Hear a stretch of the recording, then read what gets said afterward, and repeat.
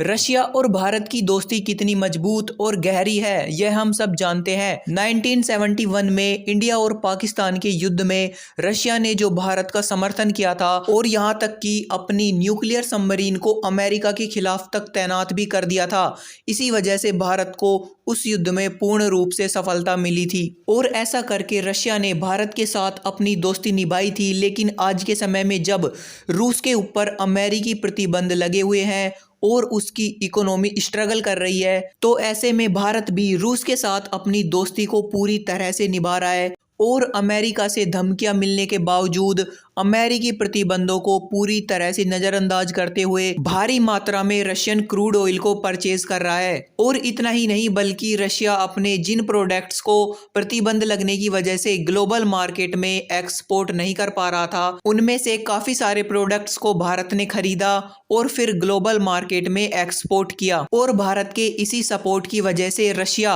अमेरिकी प्रतिबंधों को नाकाम करने में पूरी तरह से सफल रहा। और इसी को देखते हुए अब G7 देशों यानी कि ब्रिटेन, अमेरिका, कनाडा ने एक बड़ा फैसला लिया है। लेकिन उससे पहले आपको बता दें कि भारत जो रशिया से क्रूड ऑयल परचेज कर रहा था, उसमें से 70% क्रूड ऑयल रशिया से भारत तक जिन टैंकर्स में आ रहा था, वो टैंकर्स ब्रिटेन और अमेरिका जैसे देशों की कंपनियों के ही है। इसीलिए अब क्रूड ऑयल से होने वाली रशिया की कमाई को रोकने के लिए रशियन क्रूड ऑयल पर प्राइस कैप लगा दिया है और जो भी देश उस निर्धारित प्राइस कैप से ज़्यादा रशियन क्रूड ऑयल को परचेज करेगा, उस देश के क्रूड ऑयल को अमेरिकी और ब्रिटिश कंपनियां ट्रांसपोर्ट नहीं करेगी। और यही भारत के लिए चिंता की बात है, क्योंकि भारत G7 देशों द्वारा लगाए गए प्राइस कैप से ज़्यादा क्रूड ऑयल रशिया से परचेज कर रहा है। लेकिन भारत अपने क्रूड ऑयल के ट्रांसपोर्टेशन को लेकर अमेरिकी और ब्रिटिश कंपनियों पर ज़्यादा निर्भर है, क्योंकि भारत की तेल रिफाइनरी कंपनियों के पास